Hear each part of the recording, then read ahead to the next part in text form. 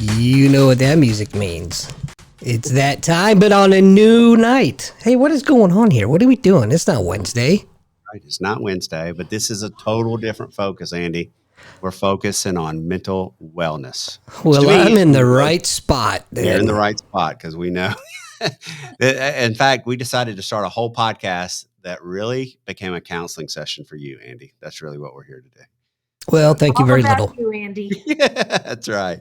And I had to bring on the expert. So, look, I'm very excited to get the band back together. We used to do this a couple years ago. It's actually we were just talking about it pre-COVID, and we have none other than the Patty Mohler in the house. Patty, how are you doing? Hi, great to see everybody. Thank you. It's nice to be back with the Yeah, boys. It's it been is. too long, too long. So this is fun. I always get excited about these. The conversation always flows easy. So it's always fun. Yeah, Patty, there for a while, people would hit myself up and hit Melinda up, that does the marketing. And they would say to us, is what is Convene? Is Convene a mental health website, because, I was always interviewing you. We were always talking about these topics. And, there for a while, that's what we did. And so we for me, I kind of pulled back off of that and we were focusing on growing the business. But I just see that, especially even before, but now post COVID, I said it to you before, I did not give COVID the credit that it was due for messing with our mental health and our mental wellness. And it really changed a lot of things that are going on in America, across America. So you want to touch on that real quick? Yeah, I'm so glad you did. Those of us that are trained in trauma have been crying about, trying to get the word out, not crying necessarily, but trying to get the message out that what we experienced during COVID is pretty much everybody in the world is experiencing post-traumatic stress. It's pretty hard not to have the barrage of media coming at us and telling us how many people are dying per day and how many body bags are lined up in hospitals, and you could be next. And so that whole feeling really brought on that post-traumatic stress. And those of us in trauma said, it might appear that we're doing okay right now, meaning in 2021, we were talking about it. Those of us in trauma said, hang on, it's not going to be until 2025 that we really see the full-fledged, and it won't be from 2025, which I think we're seeing it earlier in 24, some in 23.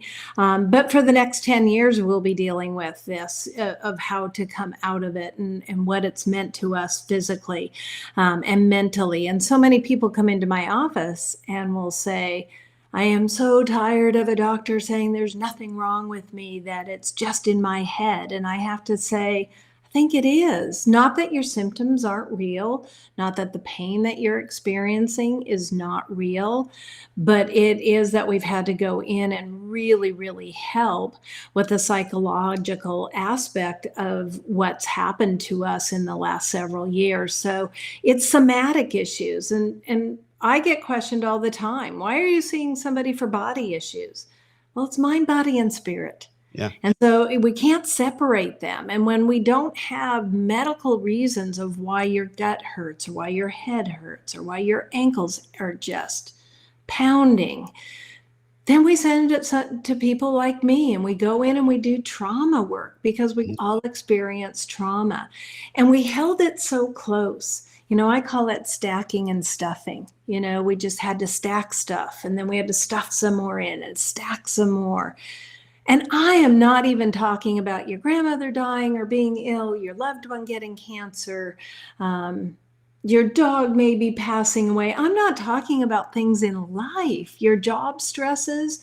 I'm simply talking about what the pandemic did. So then I have to take in all those other things, and we just have to tease them out and go moment by moment. And that's a struggle. That's hard for Yeah. people to do. Well, it changed communication. It changed, Yeah. people were isolated so much during that time. And so, for some of our younger generations, they weren't forming those bonds like they needed to. They weren't able to communicate face to face, all those different things. And then for adults, human touch is very important, that interaction, that being able to talk to somebody, give somebody a hug, being able to interact with somebody. And so it changed fundamentally the way that we communicated. And we're going to get into that a little bit more, but it did. It really did. Yeah. and you saw my posts, they were almost daily. People reach out to your nurses, reach out to your mental health therapist, reach out.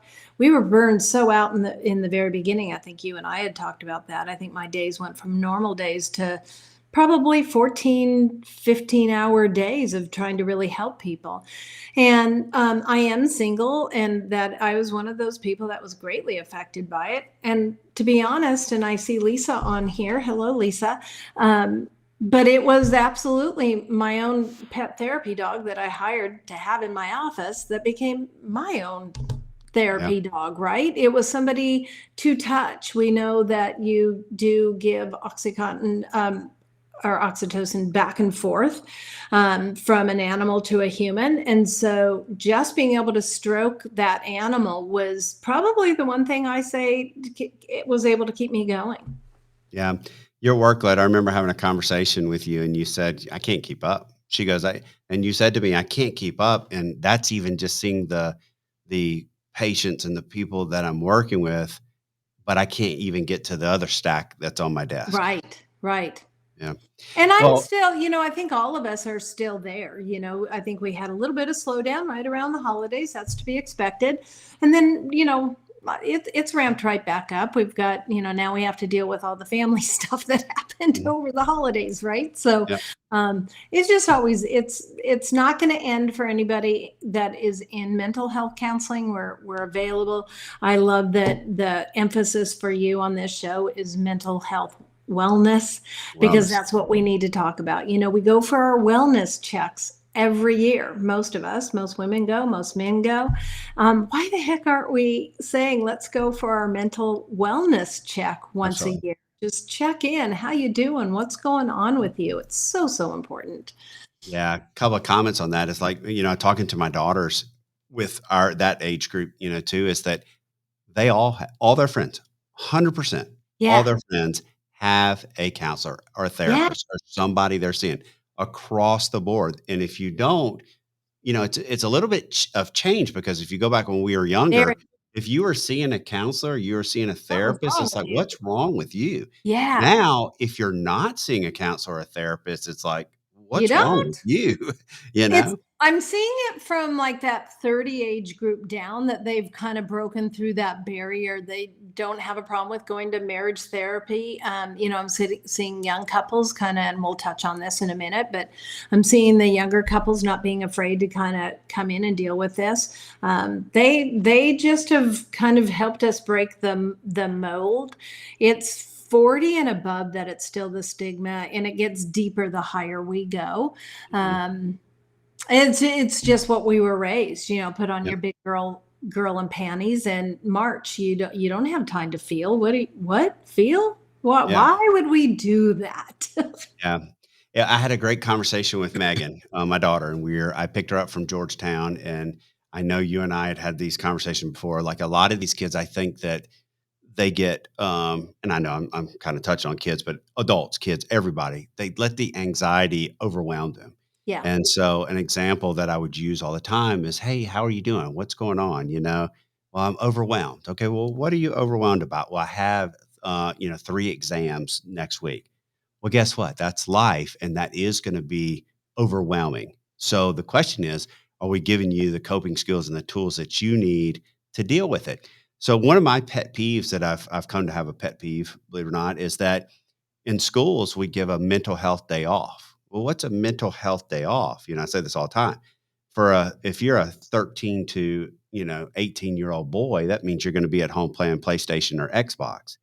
Why not have somebody like Patty Mohler come into the school and speak to them about mental wellness and coping skills and give them the tools that they need? And I think that's something that we have to kind of reframe what's going on. A mental health day off for some kids is not a mental health day off. No, Do they have food at home? Do they have, food in the cabinet? fighting, Yeah, people are violence providing. in the home. Yeah, Oh my absolutely. gosh. So there's so much that goes into it, but I think focusing on the mental wellness of like what we're talking about here is key. And so Megan, back to that conversation, Megan said to me, we were riding home. She goes, Dad, I think I figured it out. And I'm like, well, what have you figured out? And she goes, well, all those talks that we had about stress and anxiety and how that plays into school when I was, taking exams and trying to get my degree in biology. She goes, medical school is stressful. It's Yeah. stressful. And I'm like, yeah. And she goes, so I have to learn to deal with the stress of medical school. And I was like, thank God but that's really where we're at in this world. Right. And I think the more we talk about it, and keep that open, I've had more than, I started doing couples therapy probably 5 or 6 years ago now. And most of my couples come in and go, why haven't you been teaching this stuff in communication in junior high? Like if we had just learned how to communicate, you think of how much stress that would relieve if you know how to deal with conflict and have a healthy conversation, how to witness what a healthy conversation is, how to identify when a conversation is not healthy, and know how to exit or be able to speak your mind. So all of this is, you and I've gone round and round on that. I see Kate's on here. Thanks for Yeah. jumping on in here, Kate. So, I just think it's so many of those things all combined. And that kind of led me into what, this conversation that I wanted to bring forward to tonight. Yeah, this is a great conversation, and I think it is the biggest hotspot that we talk about. It Yeah. really is with everybody because nobody knows how to handle it. So let's talk about it, and it's your hashtag Yeah, so I FOBR. started a hashtag last year. I just got so fed up, and I finally said it's hashtag FOBR. And I was talking to somebody that I had done my World Summit with, and she said, "Okay, what's that one mean?" Because she saw me write it down, and she said, "What's FOBR?" And I go, "Fear of being real." And she went, "Oh my gosh, like that's crazy." And I go, just jump on Facebook at any moment. And it is the fear of being real. And so I, like anyone, you kind of hope it catches on like wildfire and goes through the system and people jump on. But it's not until I start talking about it and having a podcast about what is the fear of being real. And I want to talk about what the fear of being real is doing to not only ourselves, but to our young ones and what I see in my office on a daily basis. And it's really robbing us of our individuality. And we're just losing who we are as ourselves. And last year, I decided I was going to launch FOBR, right? And put it on Facebook. And I thought, well, I'll just put a picture out and state what I'll do. And so I sent it to our dear friend Matthew, and I knew he had filters. And I don't have any filters. So I was like, hey, I'm not going to let this project come through until January, but I'm going to send you a photo and I want you to kind of doll me up, but you have until January, right? And I said, just do whatever you think a normal filter would be. And within nanoseconds, like, right, that was at his fingertips. Nanoseconds, this new picture came in, and I was like, oh, shoot. Okay, well, I have plenty of time. It's December 1st. I have a month to write this. Andy, can you pull that up for us? It's the double one of me. Yes. So this is amazing. But you see this all the time, Patty. Yeah, but All the I time. want to tell people what happened to me. The experiment was, here's this photo. I'm going to put it out on Facebook, and I want to talk about the fear of being real. And the picture of being real is here is 65 being real, right? And obviously, I don't know if you guys can see that well enough, but the one on my right, the darker one, I guess, was me just taking a picture. And you know full well that I'm going to send Matt a picture that I think is fairly decent in the first place. I'm not going to send him some, so I was like, oh, okay, I really like this picture. I'll send it. Within nanoseconds, the one on the left came back. And the experiment was going to be, you guys, here's who I am. Here's 65. This is what it looks like. But man, here's me, because all of a sudden I look 40, right? Like, I mean, I'm not sure who that is. But what happened is I was going to write this article for a month. So I was spending time writing this, and I was excited when I was writing it. But then something started to happen. I started not looking who I saw in the mirror. And then I noticed that I started feeling blue. And I started noticing that I felt somewhat depressed. And I was like, but why? I'm not doing anything. But I was writing every day, 5 or 10 minutes, just on this story, on a podcast, that what I'll do if I was going to do a TED talk on this. Then I realized, what is happening to me? And I realized that by looking and focusing, I would pull that picture up. And I no more liked the person on the right. I was falling in love with the image on the left, and it was erased. My lines were erased. My humor was erased. My color features were erased. That became my true story, not the one that I was trying to say, hey, look at this, be careful, don't filter. It was literally what I was talking about happened to me. It literally happened to me. Then interestingly enough, come January, I posted my article and I posted my photos. Not one person read the article, not one, because all the comments were, Patty, I think you look great in both of those. I would choose either one. I wasn't asking you to choose. I wasn't asking you, but if you had read the article, it would have told you how depressed I had become, how obsessed I had become with my lines and my face and not looking at myself in the mirror.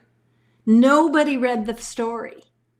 And that's when I was like, oh my gosh, this is so, so terrible. So yes, I got out of that. I figured out, well, I'm a mental health therapist. I should be able to help myself a little bit. So I got out of that, right? So, but that's what we're dealing with. When I see, and every single time that you jump on a Facebook post, I want people to start looking about whether they're filtered.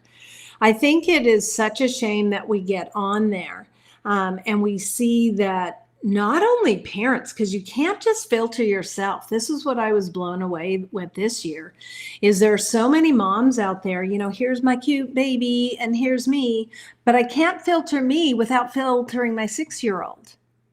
Yeah. So guess what? We are now raising another huge population of kids that'll grow up going, who is that? She was really cute. Yeah. She has perfect skin. And, you look out for these kids that were photoshopped or filtered through when they start coming up and start realizing that they don't look the same as in their photos, even as a child. It's going to be wildfire. And so, do I think we all should have good lighting? Am I going to lie to you and tell you I don't have nice lighting here? Well, I'm not totally dumb. But I won't filter, I won't go through and make it all perfect and look great, because I know what happens when I look in the mirror. Yeah. And we're seeing this on the dating apps.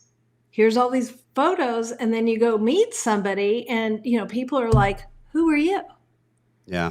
Or you see them in the grocery store and you're like, wow, overnight you must have gained 30 pounds and had, normal features. But because of what we're presenting, people are, and I looked up the statistics because I knew that this was a point. During the beginning of COVID, when we all had to get on and deal with this lovely machine called Zoom, I got this for you. In 2021, plastic surgery was on the rise of 49.4%. Really? We can recoup at home, right? We were all isolated. You can kind of recoup, which is also interesting to me that it's an elective surgery and we weren't supposed to be doing them.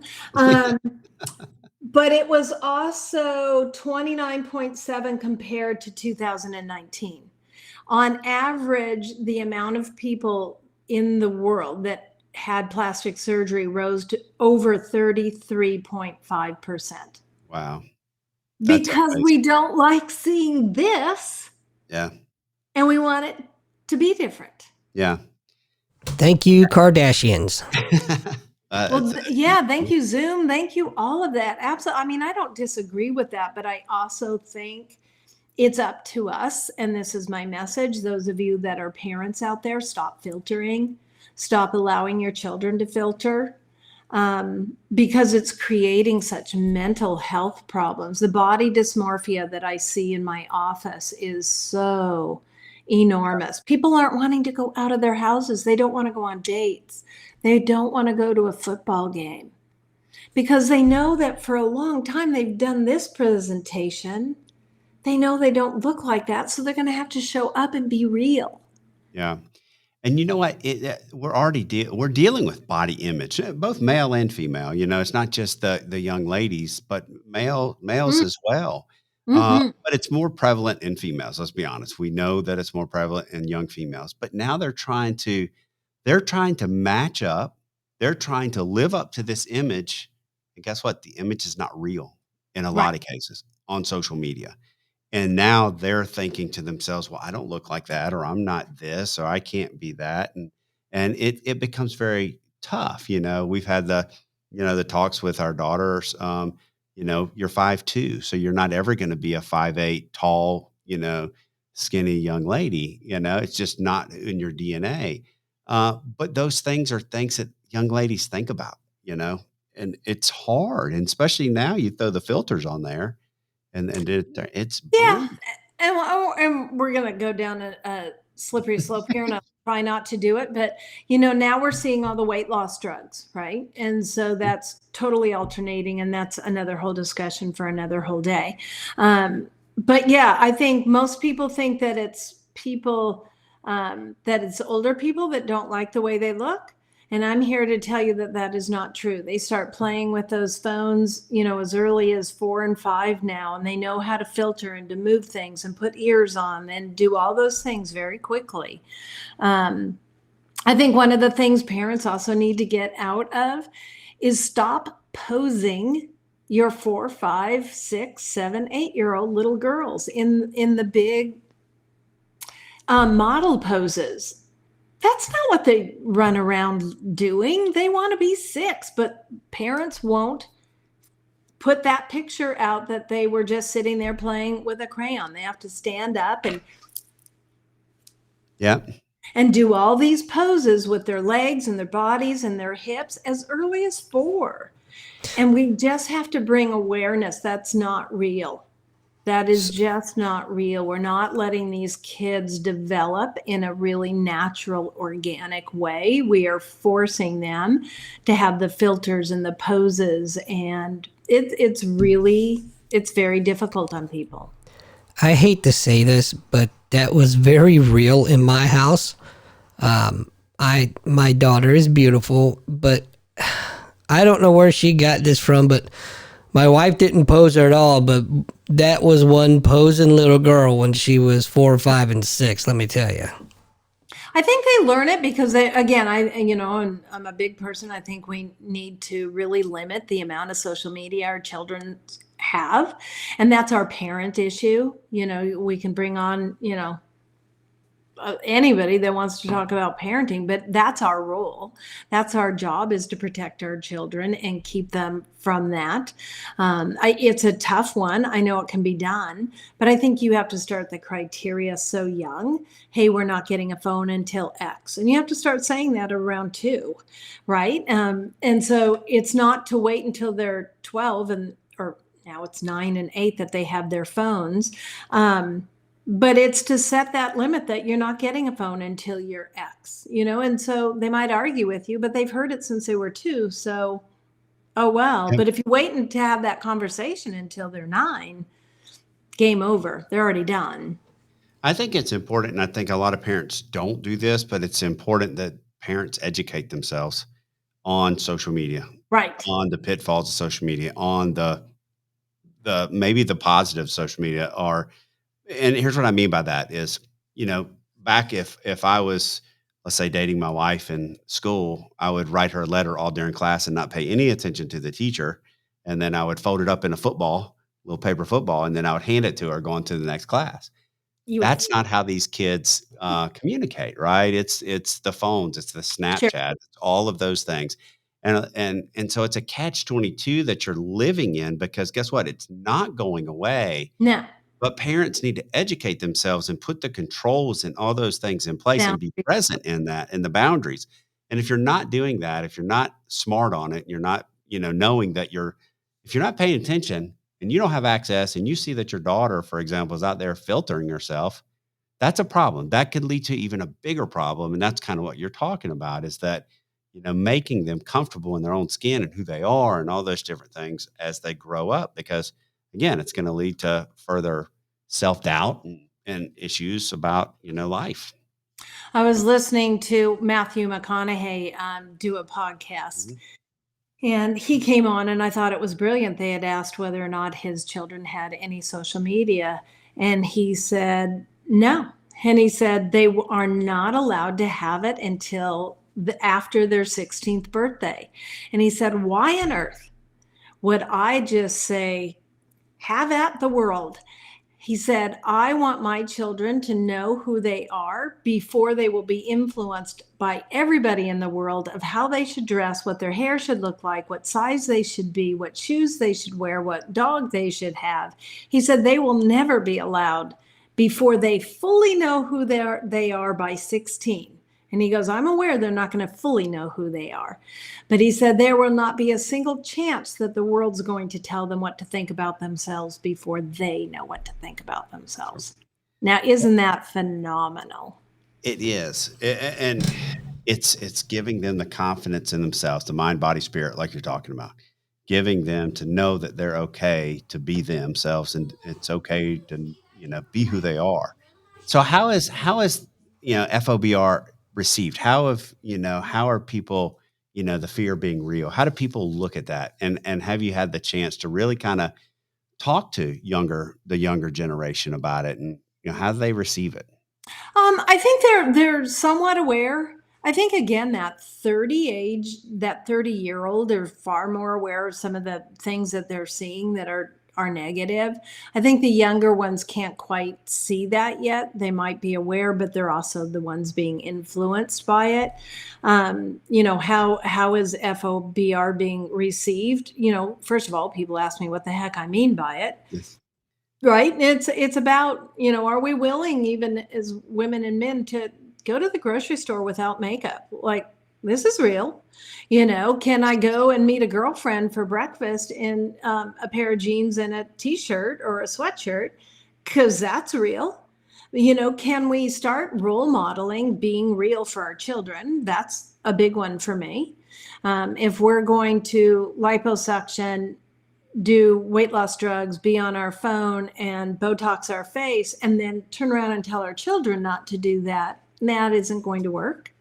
So I'm not sure where that starts. I wrote out, some codes that I have for FOBR, and one is resilience. They're not building resilience.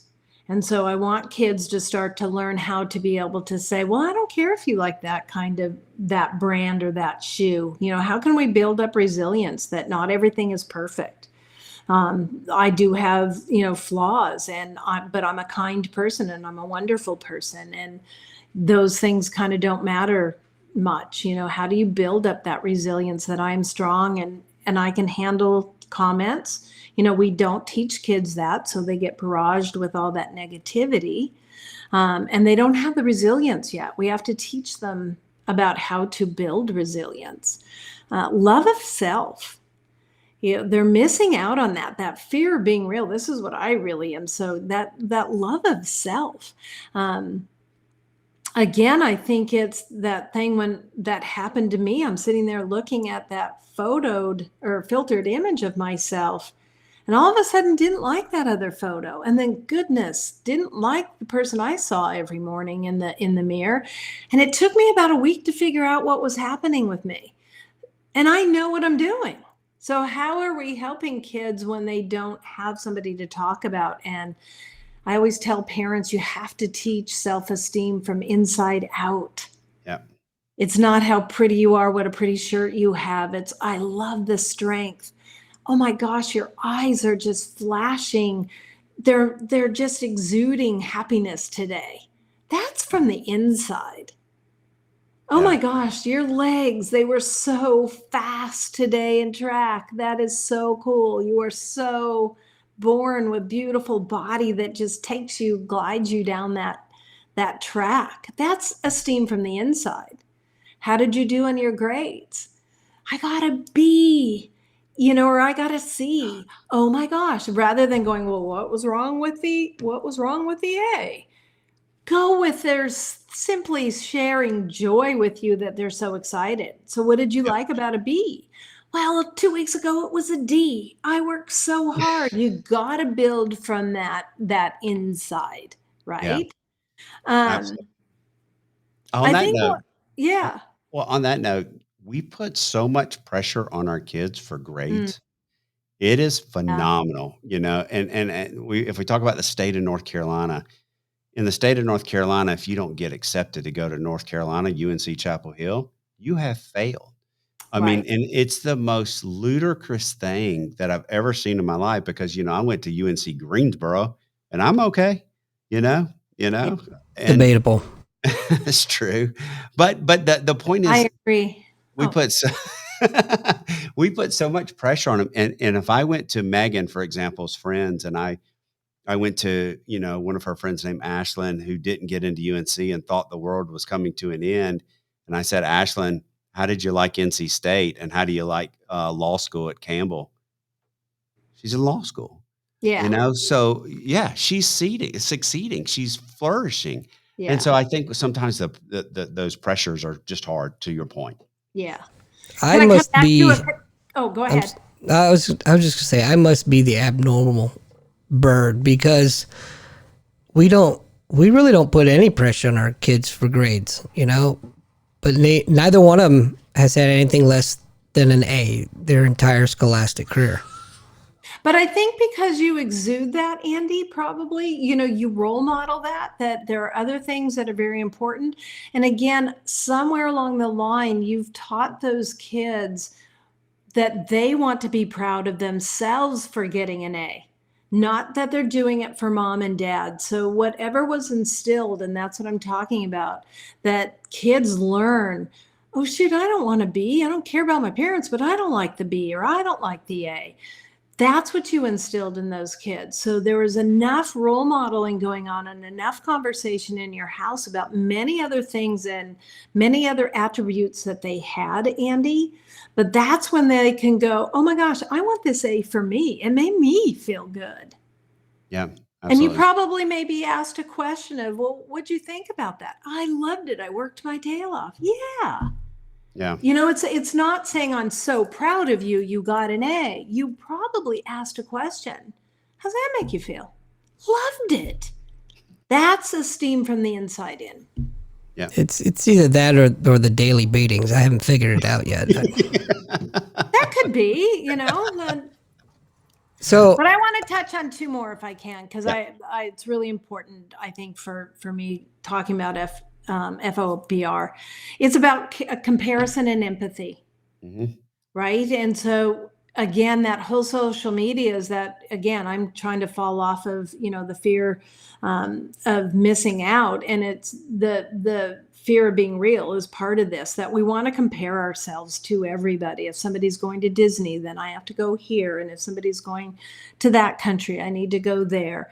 So I think learning how to just be really parents learning and taking courses on how to teach their kids not to compare. It's really hard. We had a saying when I grew up is keeping up with the Joneses, That's right? right. And so we had that, but I think the kids had their own version. And we're not doing a great job in this country, and not everybody is born with it, is empathy. Yeah.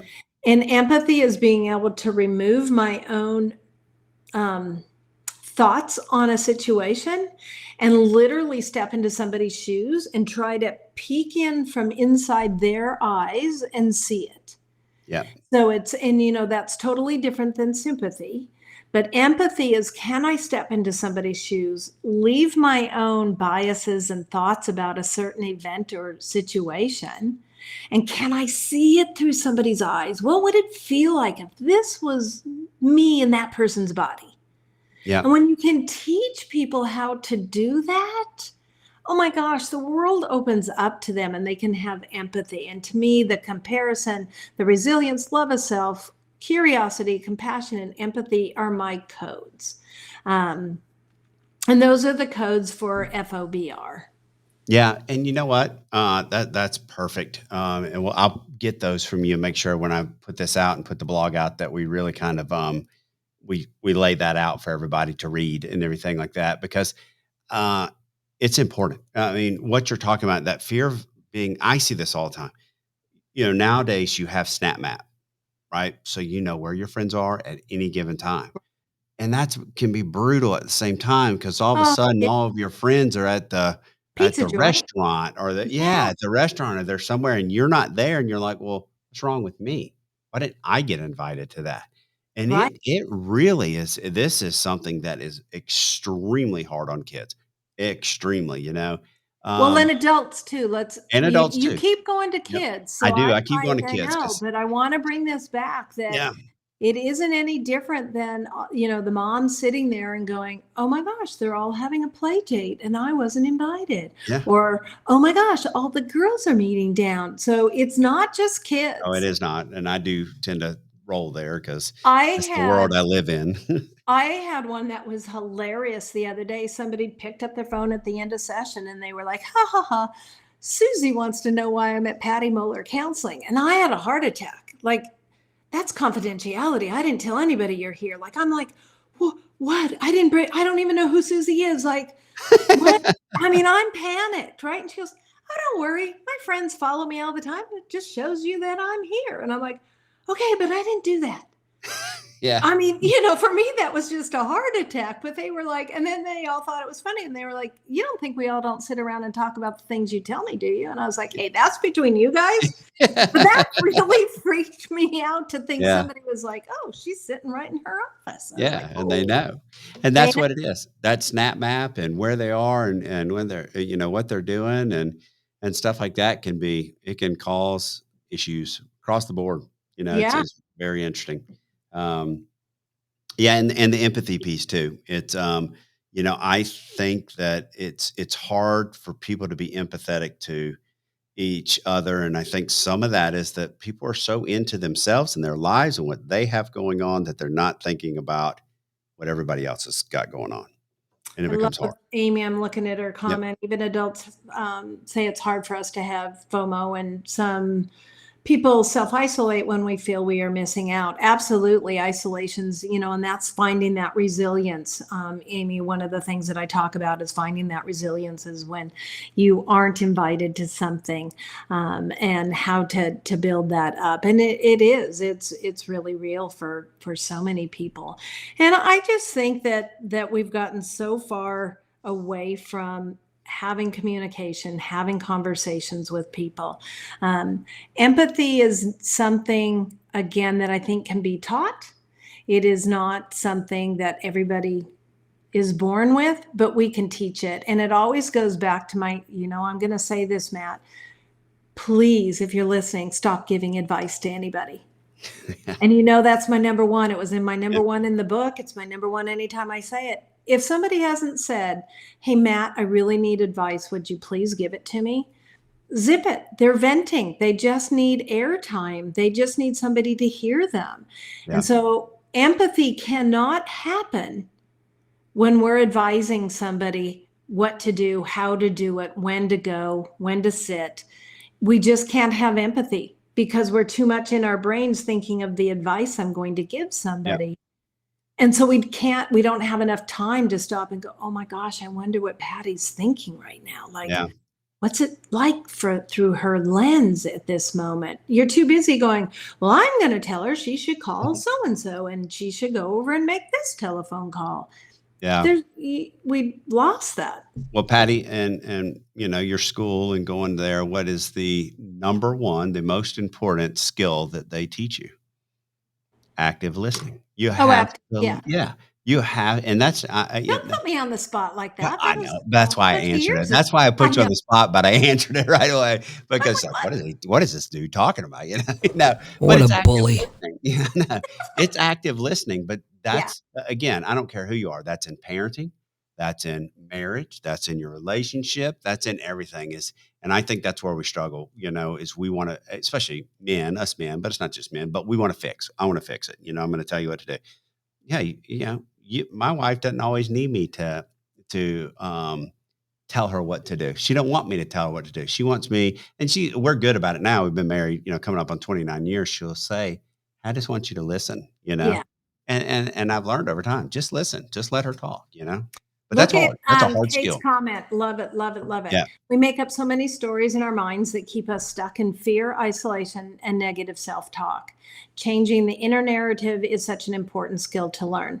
Absolutely, Kate, and thank you for, chiming in and saying that. One of the things that we do, and we know for a fact, is all humans say on average 30,000 negative messages to ourselves a day. And what we need to do is what one of the assignments I always give my clients is they have to write out all their negative messages for 5 days. And people will usually say, oh, I don't really have negative self messages. And I'm like, just play my game. And I had a man come in this week and he threw his laptop down on the sofa and he said, I don't know whether to really just scream at you and how angry I am at you, and I'm thinking, what did I do? And he said, I don't think I've ever had a harder assignment in my Yeah. life than to sit there. And I said, yeah, it's those things that you say when you forget milk. I'm such an idiot that I didn't get the milk. Oh, I'm so dumb. All of that's that negative inner Yeah. critic. And again, we can't have empathy for others if we don't have it for ourselves and compassion. Do you know the first assignment I had in my counseling degree? I don't know if I've told you this before. I had to write my own eulogy. Oh, yeah. We do I that think at rehab centers. it's the best thing I've ever done. And, a big part of the lesson learned there is if you can't write your own eulogy, if it's not true, if you can't put it on the paper and you can't look in yourself in the mirror Yeah. and know that that's how you're living, then, okay, maybe it's time to self-evaluate and make some changes. Yeah. So how could I sit there and help somebody if I can't even live that life that I'm thinking I need Somebody to was live? in the office today and we were having this conversation, fear of being real out on a date and how do you be vulnerable, and so he was very expressive and he was very good and he made a comment and I looked at him and I said, interesting. I had an empty chair across from him and I said, picture your best friend in that chair. And so you could see him kind of look over there and look at the chair. And I said, I want you to tell what you just said to yourself to your best friend. And he went, what? And I go, huh? And he was, I'd never say that. And I go, then why are you saying it to yourself? Yeah. And he went, oh my gosh. I can't even believe. I said, you don't Yeah. treat yourself like your best friend. And so there again, how can we have empathy for yourself or compassion and grace for yourself if you're going to constantly beat yourself up? Yeah, well, Lisa made the comment earlier, and I didn't say it at the time, but I wanted to say it. It's like, and that's what she said. If you can't look at yourself and love yourself, then how do you move on? If you have to be Right. something that you're not, then how can you love yourself? And that's what FOBR is all about. You Yes. have to be able to look at yourself and love yourself and have that confidence in yourself. So I know we're not there yet, but I will ask all of you to start using the hashtag FOBR. That should be at Yep. the bottom of everything and top of everything you write. Andy, I sent you one more picture. I pulled this was a Facebook ad. So I'm not stealing somebody and putting them out in public. She's a model. So I'm not breaking any. Copyright rules. Yeah, or You're whatever. giving credit where credit is due. Right. She's a model and I didn't just kind of grab somebody. But this is a really good photo of what filtering is and what it does to people. I think that might be, yeah. Can you guys see that? Yep. I mean, it's just, she's stunning, right? But that is about as filtered as you can get.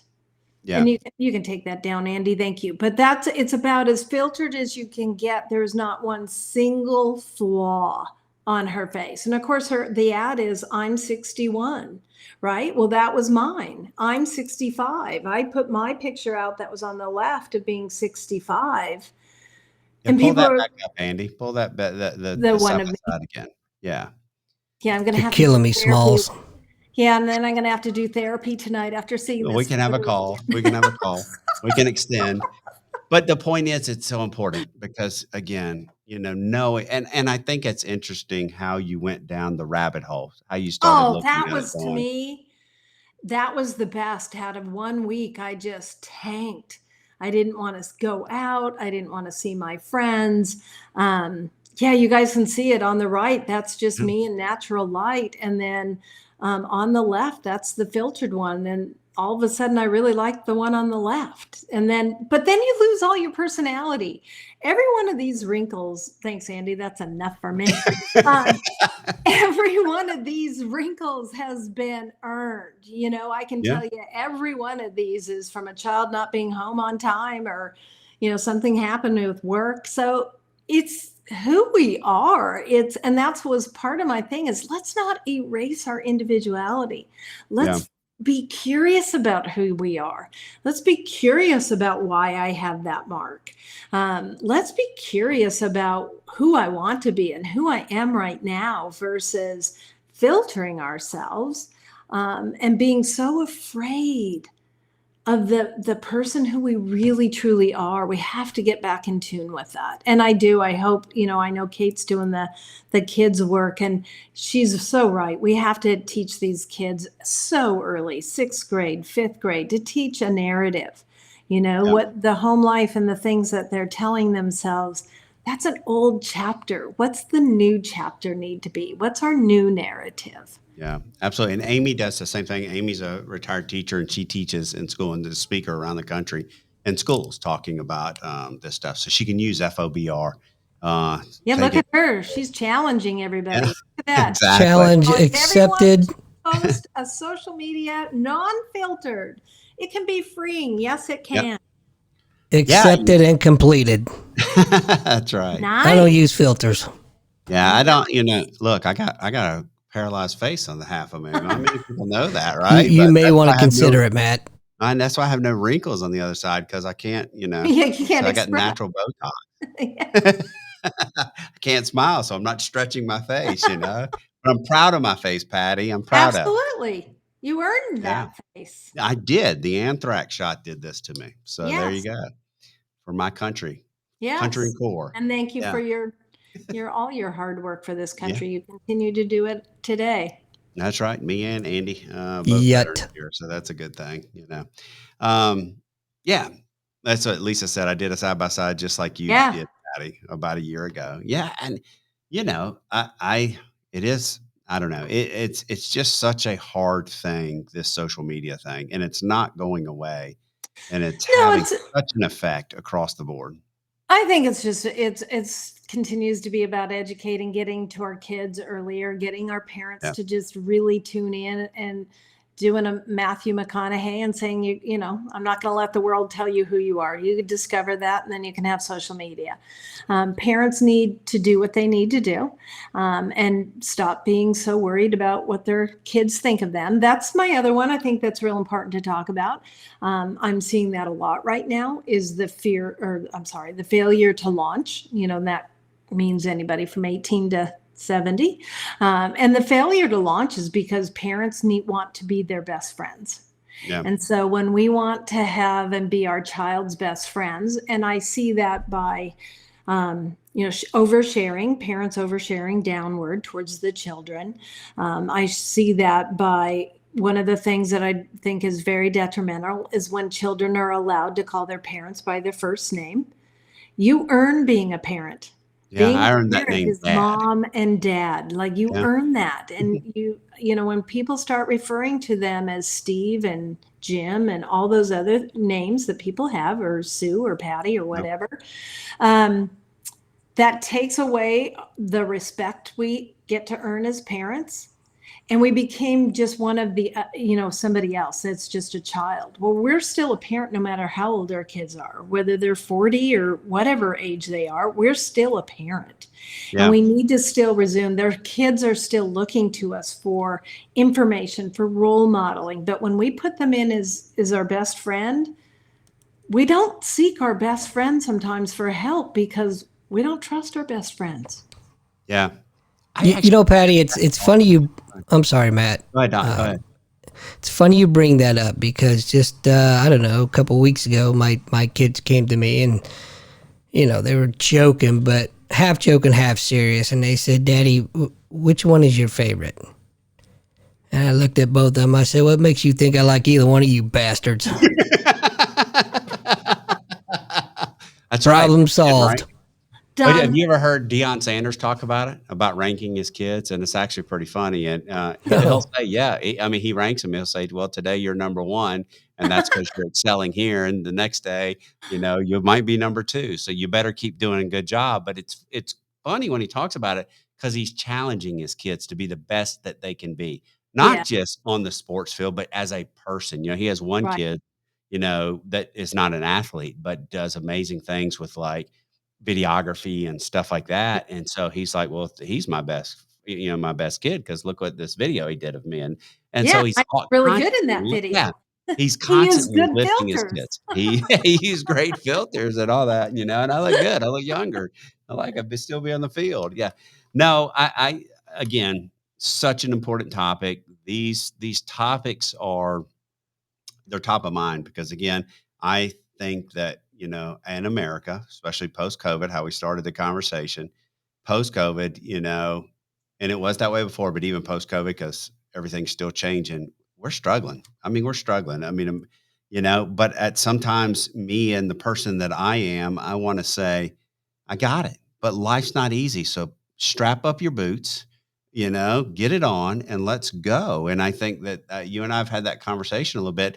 I think we swung a little bit too far with Too our, far. we swung too far with what we did. And we didn't kind of keep it in the middle and saying, Yeah. life's not easy. It's, you have to grind. You have to do what I you need to do. told a couple today that I'm working with, and well, both of the parents are struggling, but mom is really struggling right now.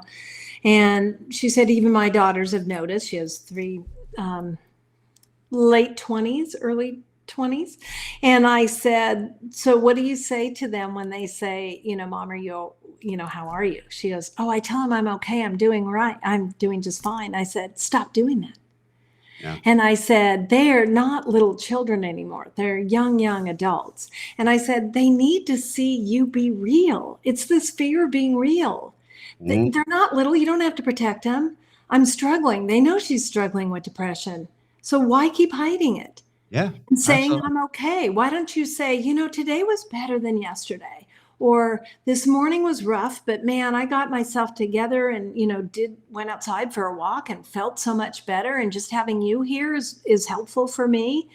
And she was like, I've never thought about that. And I said, how are they going to learn how to deal with female depression if it ever happens to them, if they don't learn from their own best teacher, which is you? But you Yep. keep putting on this mask of, I'm fine, it's all good.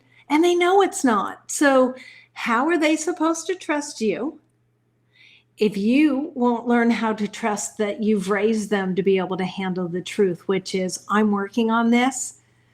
It's hard some days, and I'm going to continue fighting this battle. And Yeah. so I just think it's so important that when it's age appropriate that we take down the mask. Matt, you saw my son and I in a podcast go toe to toe on being vulnerable with one another and letting both of our masks down. And that was a powerful, powerful podcast when we talked about my depression and what gratitude did for me Yeah, and the absolutely. effect that it had on him. Yeah. And that podcast, that moment for us changed us forever. Yeah, It absolutely. changed us forever. And so that's what I was inviting my client. I told my client the same story about the podcast. And I told her, I said, your kids are okay to see you not be okay. That's exactly, you just beat me to it because I was gonna say, it's okay to not be okay. It Yeah. is. It's okay to not be okay, and it's okay to have ups and downs, Yeah. Key thing That's is just to life. not stay down, not stay Yeah. down. No, tomorrow's a new day. The Yeah. next 15 minutes is a new 15 minutes. Yeah. That was, the podcast I was on before this because I was on a podcast before this, and we were talking about that exact thing, you know? And Uh, yet I don't, me, I don't like going into too much toxic positivity. It's all going to be good. You're all going to be fine. No, it's not. Right now I'm not, and I'm messy. And life is messy and humans are messy. That's okay. We yeah. love messy. I love messy. Lionel, the guy with the cloud and the Yeah. thing on his back. We all love him. And he's a Yeah. mess. Yeah.